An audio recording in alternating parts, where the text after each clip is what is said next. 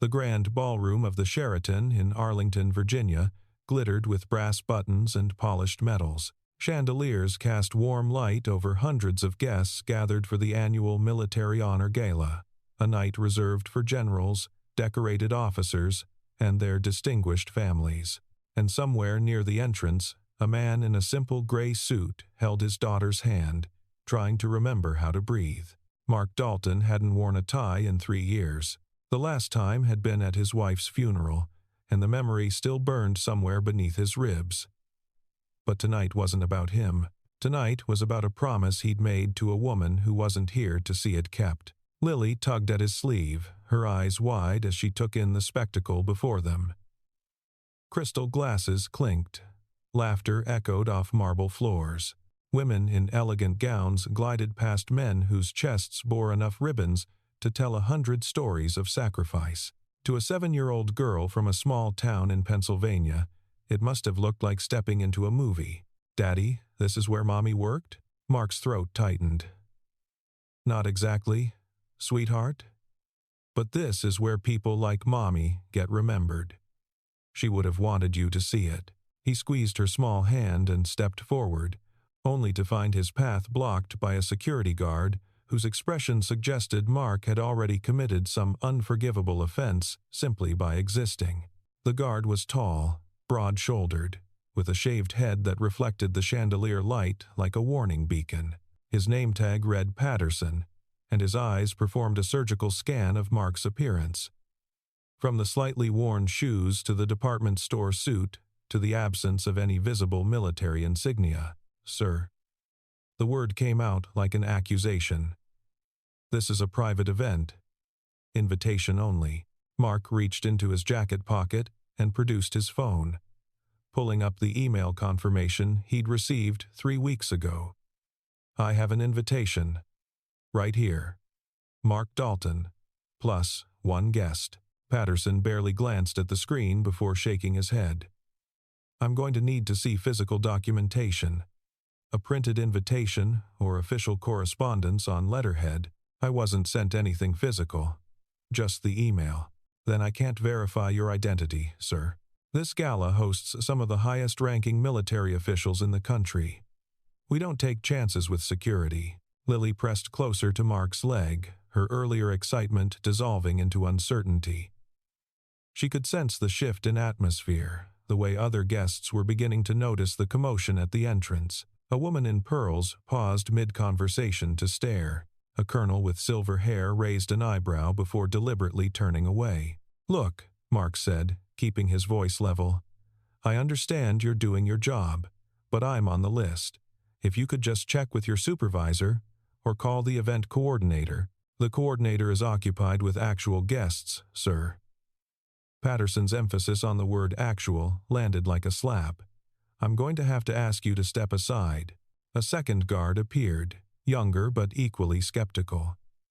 Together, they formed a wall of institutional rejection that Mark recognized all too well. He'd encountered it at the VA when trying to access his wife's medical records. He'd faced it at the insurance company when they'd denied her experimental treatment. He'd learned that sometimes systems weren't designed to help people. They were designed to sort them, to separate the worthy from the unworthy based on criteria that had nothing to do with truth. But he'd also learned that fighting those systems rarely accomplished anything except exhausting what little energy he had left. "Please," he said quietly. "I just want to show my daughter where her mother served. That's all. We'll stay in the back. We won't bother anyone." Patterson's expression didn't change. "Sir, I need you to step outside while we verify your information. If everything checks out, you'll be allowed entry. If not, you'll need to leave the premises." Behind him, Mark heard whispers. He didn't need to turn around to know what they were saying. The words floated toward him like smoke from a distant fire, impossible to ignore. "Who is that?" "Some civilian, apparently. Can you imagine? Trying to crash a military gala. Look at how he's dressed. Probably hoping for a free dinner. Security should have caught him at the door. This is embarrassing." Mark felt his jaw tighten, but he said nothing. He'd learned long ago that defending himself only made things worse. Instead, he looked down at Lily, whose lower lip had begun to tremble. "Daddy, are we in trouble?" "No, sweetheart. There's just been a misunderstanding. It'll be okay." But even as he said it, he wasn't sure he believed it. The gala had been difficult enough to gain access to in the first place. His wife's former commanding officer had helped arrange the invitation before passing away 6 months ago. Whatever records existed of that arrangement had apparently died with him. Patterson gestured toward the exit. "This way, sir." Mark didn't move, not out of defiance, but because his feet suddenly felt welded to the floor. He'd promised Rebecca.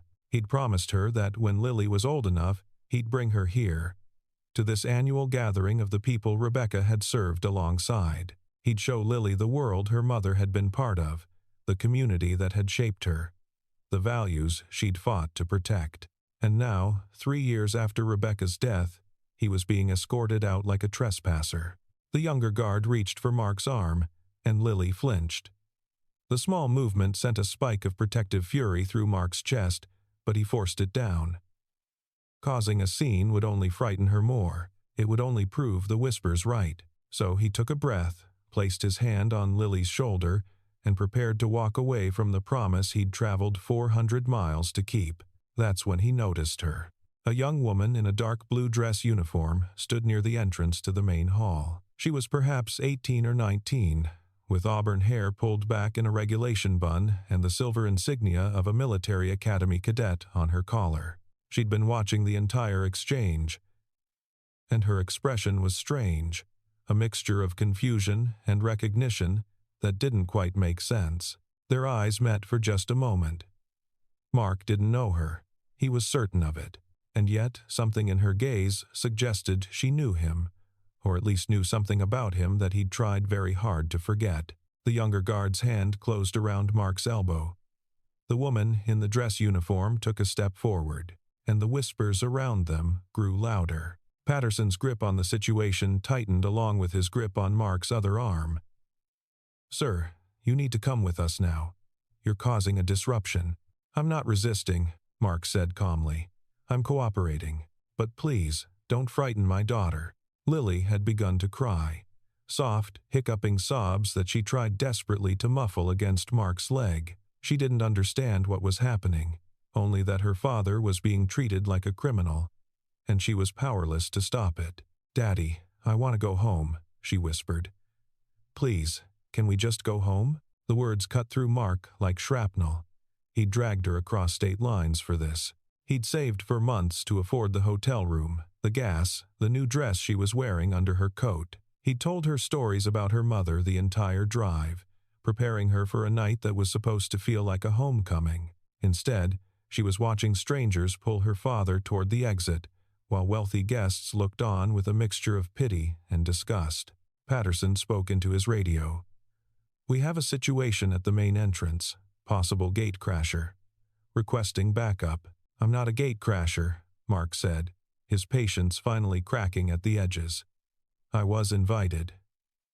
My wife served 20 years in the Army. She died 3 years ago from complications related to her service. This gala is supposed to honor people like her, and I brought our daughter here to see that. To feel connected to her mother's legacy. That's all I wanted." The words hung in the air between them, naked and raw. For a moment, Patterson's expression flickered with something that might have been doubt. But then the backup arrived. 2 more guards with the same suspicious eyes, and the moment passed. "Let's go," Patterson said. "We can sort this out in the security office." They began to pull Mark toward the door. Lily cried harder, her small hands clutching his jacket so tightly that her knuckles turned white. "Don't take my daddy. Please don't take my daddy." The sound of her voice echoed through the ballroom, cutting through the ambient music and conversation. Heads turned. Conversations stopped. For a few horrible seconds, every eye in the room was fixed on the scene unfolding at the entrance. Mark stopped struggling. He dropped to one knee and gathered Lily in his arms, holding her close even as the guards maintained their grip on his shoulders. "Listen to me," he whispered against her hair. I need you to be brave, okay? Like Mommy was brave. Whatever happens, I'm not going anywhere. I'll always be right here, I promise. But they're hurting you. No, sweetheart, they're just confused. It's going to be okay. He kissed her forehead and stood, ready to let the guards escort him out. There was no point in fighting. There never had been. The system would do what systems always did: grind down anyone who didn't fit neatly into its categories. Mark Dalton, unemployed widower from rural Pennsylvania, did not belong in a room full of generals and their families. The sooner he accepted that, the sooner he could get Lily out of here and begin the long process of explaining why the world sometimes treated good people like suspects. But before they could take another step toward the exit, a voice rang out across the ballroom. Stop. It wasn't loud, but it carried authority. The kind of authority that came from certainty, from absolute conviction. The guards froze. The whispers died, and every head in the room turned toward the young woman in the dress uniform who was now walking directly toward them. She moved with purpose, her posture military perfect. Her gaze fixed on Mark with an intensity that made his skin prickle with unease. He still didn't recognize her. He'd spent years deliberately avoiding the military community after Rebecca died, severing every connection to that world so completely that he might as well have never been part of it. But this young woman clearly hadn't received that memo. She stopped 3 feet away from the guards, close enough that Mark could see the subtle tremor in her hands, the rapid pulse visible at her throat. She was nervous, he realized. Whatever she was about to do scared her almost as much as it scared him. Release him, she said. Immediately. Patterson recovered first. Miss, this is a security matter. Please return to the event. I said, release him. Her voice sharpened, gaining an edge that made her sound twice her age. This man is not a gatecrasher. He's not a threat, and if you put your hands on him again, you'll answer to my father. The guards exchanged uncertain glances. Patterson cleared his throat. And who exactly is your father? The young woman's chin lifted slightly. General James Harrington, commander of the 3rd Infantry Division. And the man this soldier saved in Kandahar 11 years ago. A ripple of shock passed through the assembled crowd. Patterson's grip loosened involuntarily, and Mark felt the blood drain from his face. No one was supposed to know about Kandahar. The mission had been classified at the highest level. Every participant had signed agreements binding them to silence for the rest of their lives. Even Rebecca hadn't known the details, only that Mark had come home different, quieter, burdened by something he refused to discuss. And yet this girl, this teenager he'd never met, was standing in the middle of a crowded ballroom and speaking the unspeakable. You're mistaken, Mark said, his voice barely above a whisper. I don't know what you're talking about. But the young woman shook her head, and when she spoke again, her voice was gentler, almost tender. I'm not mistaken, and neither are you, Ghost Watcher. The name hit Mark like a fist to the chest. He hadn't heard it spoken aloud in over a decade. It was a call sign, a ghost from another life, a title he'd earned through actions so dark and desperate that he'd spent years trying to burn them from his memory. How do you know that name? He demanded. Because my father told me. She took a step closer, and for the first time, Mark noticed the tears gathering in her eyes. He told me everything. About the ambush, about the men who died, about the soldier who carried him 6 miles through enemy territory with 2 bullets in his own shoulder, who refused extraction until every survivor was accounted for, who saved 15 lives and asked for nothing in return. She reached out and touched his arm, and her hand was shaking. He told me that soldier's name was Mark Dalton, and he told me that if I ever saw him again, I should thank him for giving me my father. The ballroom had gone completely silent. Patterson and the other guards stood frozen, their earlier aggression replaced by something that looked remarkably like shame. The guests who had been whispering moments ago now stared with wide eyes and open mouths. And Mark Dalton, the man they'd been ready to throw out like garbage, stood in the center of it all and felt his carefully constructed walls begin to crack. "Emily," he said finally, the name surfacing from some long-buried memory. "You're Emily. He used to carry a picture of you in his vest pocket. Said you were the only thing that mattered." Emily nodded, tears streaming freely now. "I was 7 when it happened, the same age as your daughter." She glanced at Lily, who was watching the exchange with wide, confused eyes. "He told me that a brave man named Ghost Watcher was the reason I still had a daddy. I didn't understand at first. But I've never forgotten." She turned to face the guards, her voice hardening again. "This man is a decorated war hero. His file was classified because the mission was classified, but that doesn't make his service any less real. He belongs at this gala more than half the people in this room." Her gaze swept across the crowd, landing briefly on those who had whispered the loudest. "And anyone who says otherwise can take it up with General Harrington directly." Patterson swallowed visibly. "Miss Harrington, we had no way of knowing." "No. You had every way of knowing. You chose not to look." Emily's eyes were like winter ice. His name was on the guest list. His invitation was valid, but you saw a man who didn't fit your expectations, and you decided he must be a fraud. She paused, letting the accusation hang in the air. "That's not security. That's prejudice, wearing a uniform." The words landed like grenades in the silent ballroom. Mark watched as faces flushed with shame, as eyes dropped to the floor, as the same people who had dismissed him moments ago suddenly found their champagne glasses extremely fascinating. But he didn't feel vindicated. He felt exposed.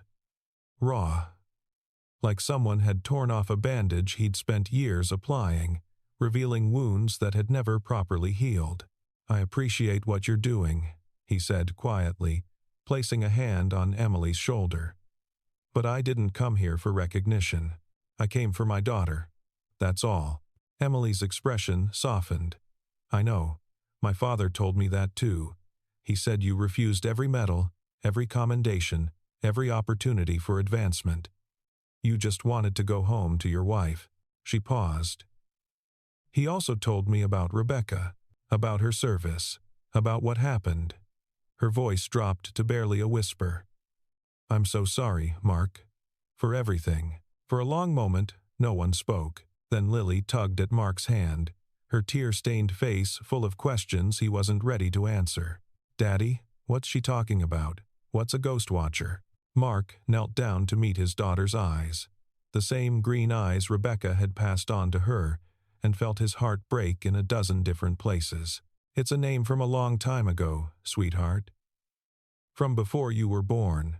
Were you a soldier like Mommy?" The question was so simple, so innocent, but the answer was anything but. "Yes," he said finally. "For a little while. But that was a different life." He stood and turned to Emily, who was watching the exchange with an expression that suggested she understood far more than her years should allow. "Thank you," he said, "for stepping in, for remembering. You saved my father." Emily replied, "You gave me my whole life. There's nothing to thank." She gestured toward the main ballroom, where the other guests had begun to resume their conversations, though with considerably less judgment in their glances. "Please, stay.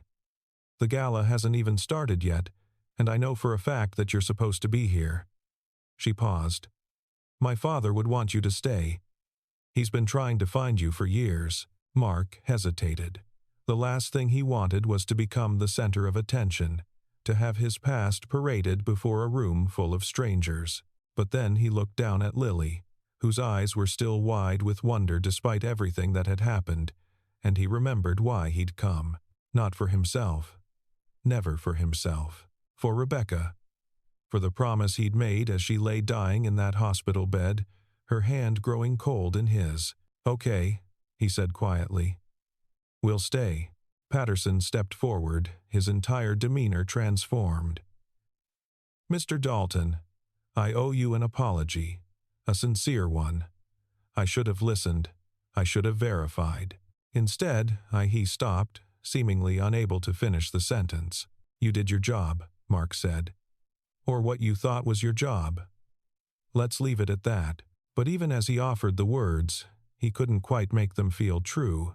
Because the truth was more complicated than that. The truth was that Mark Dalton had spent years making himself invisible, stripping away every connection to his former life, becoming just another single father struggling to make ends meet in a world that had moved on without him. He'd done it on purpose. He'd done it for Lily.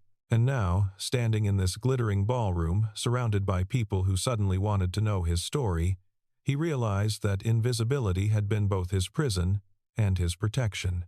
Emily took his arm and began leading him toward the main hall.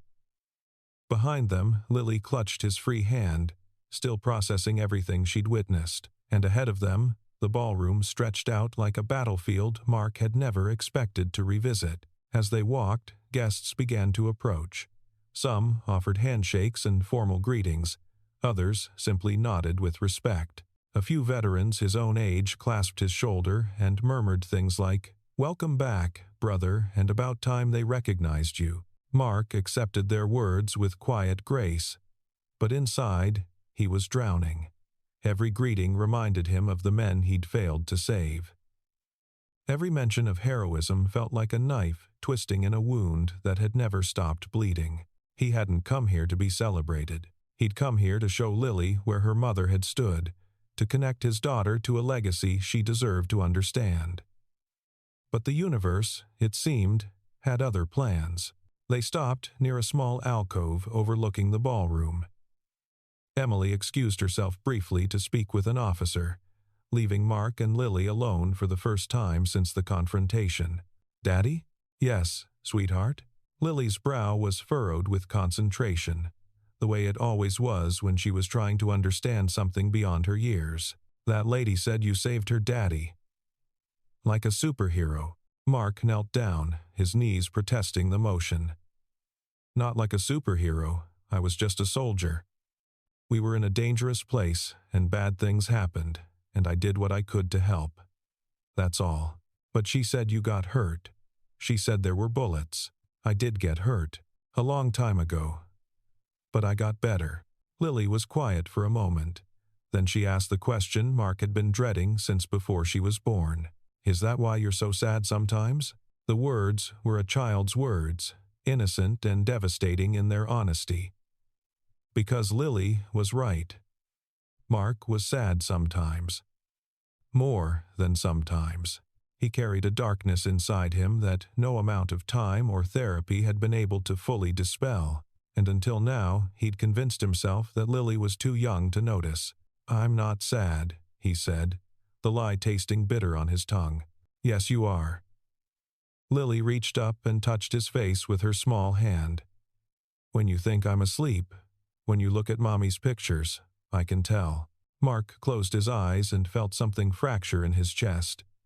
He'd tried so hard to protect her from this. He'd tried so hard to be enough, to be both mother and father, to fill the void that Rebecca's death had left in both their lives. But he wasn't enough. He'd never been enough. And now his daughter, his beautiful 7-year-old daughter who deserved nothing but sunshine and joy, was watching him with eyes that saw far too much. "Come here," he said, and pulled her into a hug that he never wanted to end. "You're the only thing that makes the sadness bearable. Because I remind you of Mommy? Because you are Mommy. The best parts of her. The parts that matter most." They held each other for a long moment. This broken man and his beautiful daughter, surrounded by strangers who had finally stopped looking at them with suspicion. And when Mark finally pulled back, he saw Emily approaching with an expression that suggested something had changed. "Mark," she said, her voice carefully controlled.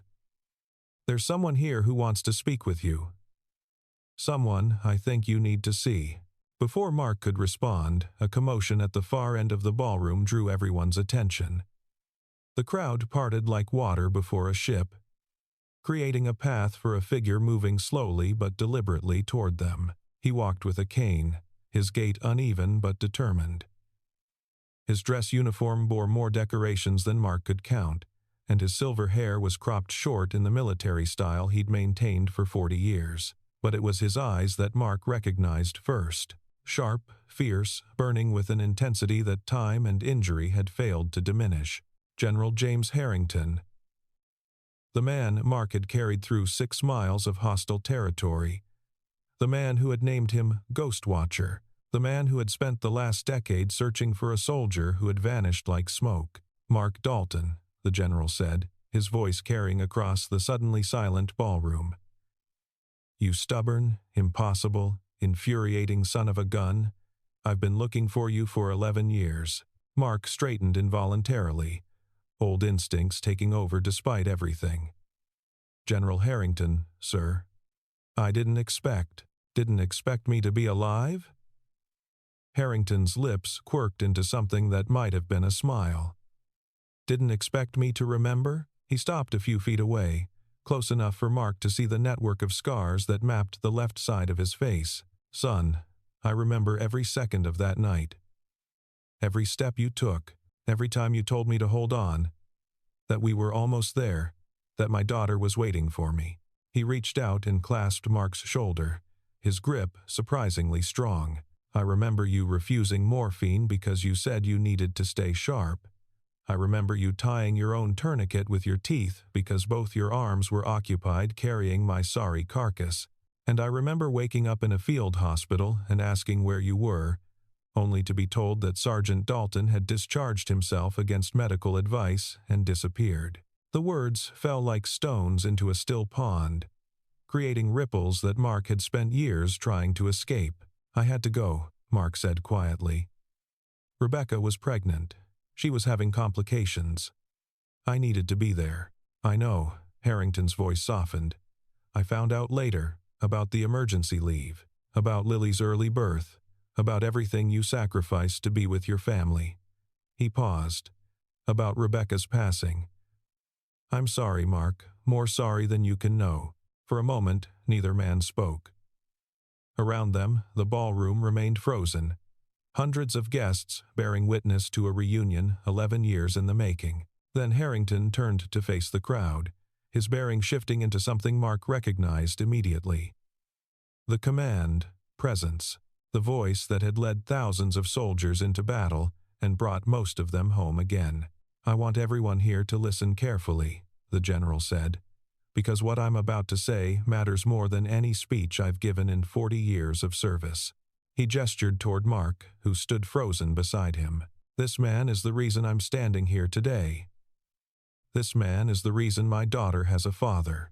This man carried me 6 miles through enemy territory, took 2 bullets protecting my unconscious body, and saved the lives of 14 other soldiers before collapsing from blood loss.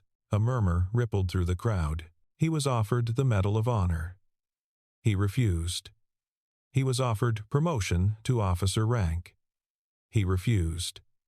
He was offered a position on my personal staff with a path to a distinguished career. He refused everything. Harrington's voice cracked slightly, because all he wanted was to go home to his wife and be there when his daughter was born. He turned back to Mark, and there were tears in the old warrior's eyes. I don't know what you've been doing for the last 11 years, son.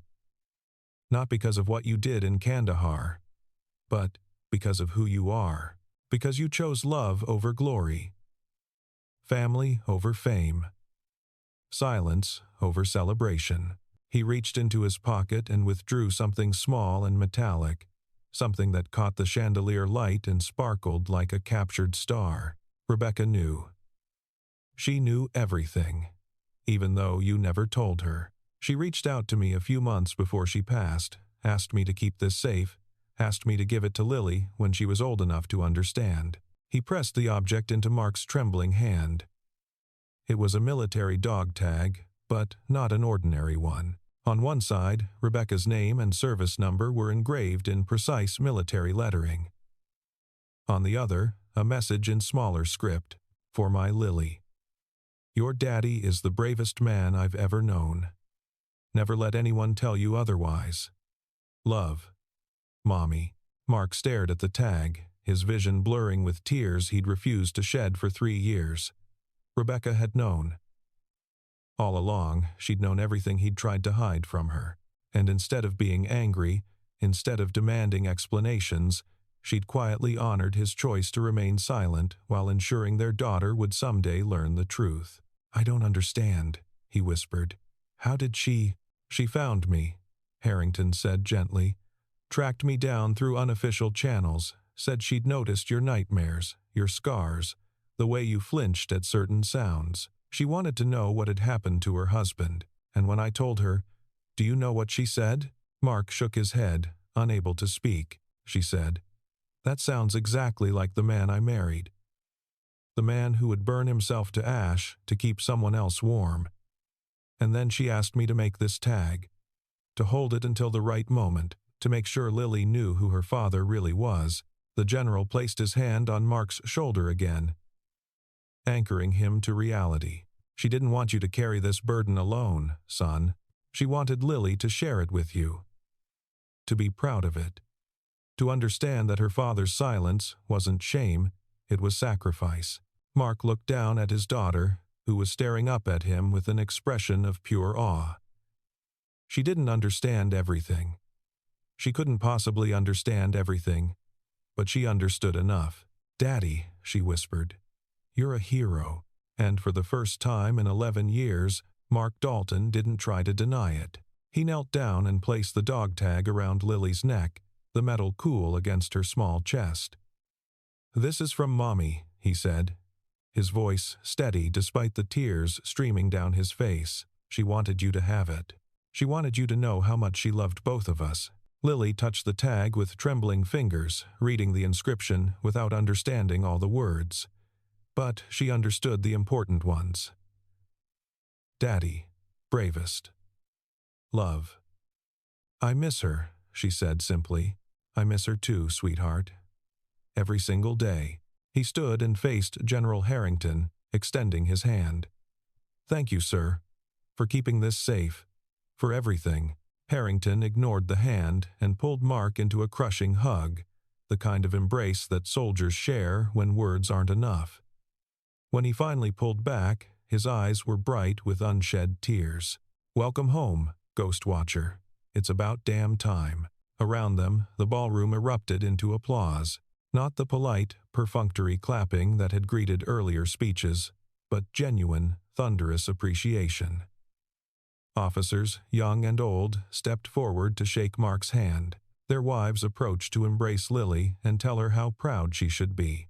Even Patterson, the security guard who had nearly thrown them out, stood at the edge of the crowd with his head bowed in something that looked like penance. Emily appeared at Mark's side, her smile radiant despite the tears still drying on her cheeks. "I told you my father wanted you here. You also told me he'd been looking for me," Mark replied. "I didn't realize how literal you were being." He never stopped. Even after he retired, he kept searching. Hired investigators, called in favors, checked every database he could access. She paused. He said finding you was the only unfinished business he had left, the only mission he hadn't completed. Mark looked across the ballroom at the general, who was now surrounded by well-wishers but still watching Mark with an expression of profound satisfaction. "He shouldn't have," Mark said quietly. "I wasn't worth the effort." "Yes, you were." Emily's voice was fierce. "You are. And if you don't believe that yet, then spend some time with my father. He'll convince you." She glanced down at Lily, who was still clutching the dog tag like a talisman. "Both of you should stay for the entire event. There's a ceremony later, honoring fallen soldiers. Rebecca's name is on the memorial wall. My father made sure of it years ago, even though he couldn't find you to tell you." Mark felt his throat tighten. "He did that?" "He did a lot of things. He funded a scholarship in her name. He wrote letters to every member of Congress advocating for better veteran family support. Emily stopped, seemingly overwhelmed by the weight of her own words. "He loved you both. Still does. Even though he'd never met you, he felt like you were family, because you saved his life. And that made Lily's life possible. And that made everything possible." She touched his arm gently. "So please, stay. Let people thank you. Let Lily see her mother's name honored. Let yourself be part of this community again, even if it's just for one night." Mark looked around the ballroom at the faces that had judged him so harshly just an hour ago. Some still wore traces of shame. Others were openly curious, wanting to know more about the mysterious soldier who had apparently performed miracles. A few, the veterans who understood what it meant to carry invisible wounds, simply nodded with quiet respect. It wasn't the welcome he'd imagined. It was messier, more complicated, filled with contradictions and emotions he didn't know how to process. But Lily was smiling. For the first time since they'd walked through those doors, his daughter was genuinely, unreservedly happy. "Okay," he said finally. "We'll stay." The rest of the evening passed in a blur of handshakes and conversations and moments that would take Mark weeks to fully process. He met colonels who had served with Rebecca and shared stories about her courage and humor.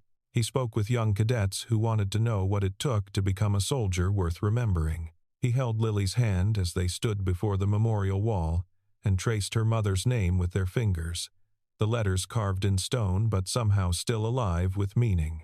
And when the final toast was raised, honoring the sacrifices of those who had served and those who had fallen, Mark Dalton raised his glass along with everyone else, not as an outsider, not as an imposter, but as someone who belonged. Later, as the crowd began to thin and the ballroom settled into a quieter rhythm, Emily found him near the exit. Lily had fallen asleep in a chair nearby, exhausted by the emotional weight of the evening, clutching her mother's dog tag in her small fist. "Thank you," Emily said simply, "for everything you did. Then and now." Mark shook his head. "I should be thanking you. If you hadn't stepped in, if I hadn't stepped in, someone else would have. Eventually." She smiled. "But I'm glad it was me. I've wanted to meet you my whole life. To tell you what you mean to my family. Your father already told me. My father told you facts. I'm telling you something different." She took his hand and held it with surprising strength. "I'm telling you that every birthday I've had since I was 7 years old, I've thought about you. Every graduation, every achievement, every moment of joy, because you made them all possible." Her eyes glistened in the chandelier light. "I don't know how to repay something like that. I don't think anyone does.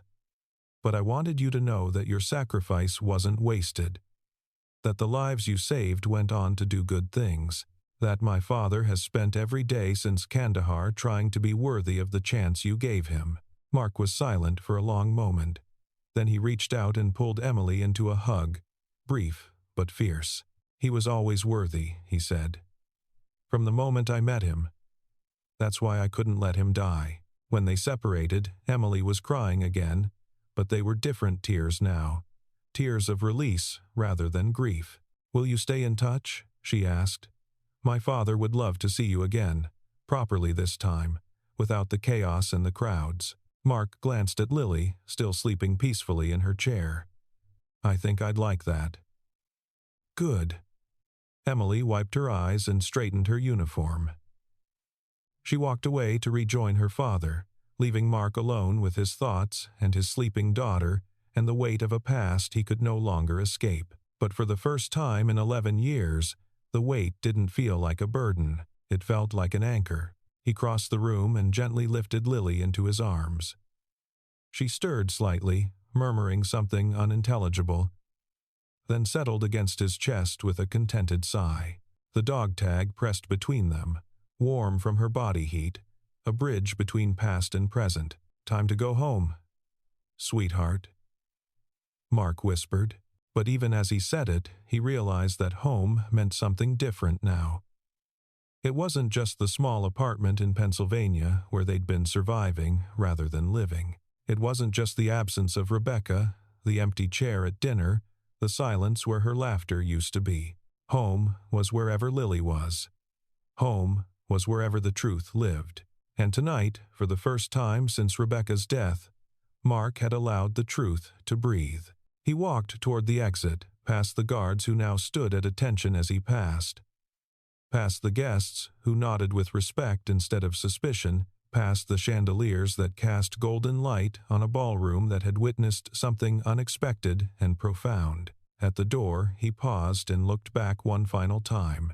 General Harrington caught his eye from across the room and raised his hand in a simple salute. Not the formal military gesture, but something more personal. A farewell between brothers. Mark returned the salute, then stepped out into the cool Virginia night. The stars were bright overhead, scattered across the darkness like promises. Lily slept peacefully in his arms, dreaming whatever dreams 7-year-olds dream after witnessing their father become a hero. And Mark Dalton, former soldier, widowed father, and reluctant legend, began the long walk back to their hotel. He didn't know what tomorrow would bring. He didn't know if he'd ever fully escape the shadows of his past or the weight of his grief. But he knew one thing with absolute certainty. He was done hiding. Rebecca had known the truth and loved him anyway. Lily now knew the truth and loved him even more, and somewhere in that ballroom, a general and his daughter were grateful for a sacrifice that Mark had never expected to be remembered. He wasn't just a single father anymore. He wasn't just a widower or a veteran or a ghost of the man he used to be. He was Mark Dalton, Ghost Watcher, hero, and for the first time in 11 years, he was proud of who that man had become.